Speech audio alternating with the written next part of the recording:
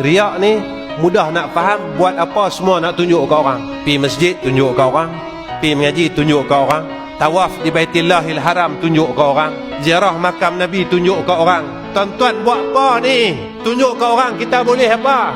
Pi masjid tunjuk ke orang kita dapat apa? Pi mengaji tunjuk ke orang kita dapat apa? Pi umrah tunjuk dengan orang kita dapat apa? Sedekah pi rumah anak yatim tunjuk ke orang. Nabi kata kalau bagi tangan kanan tangan kiri tak tahu. Tapi kita kena tipu tuan-tuan dengan telefon ni. Sepatutnya telefon yang ada kepada kita boleh menjadi asbab kita masuk syurga. Dan kita tak mau berubah pun.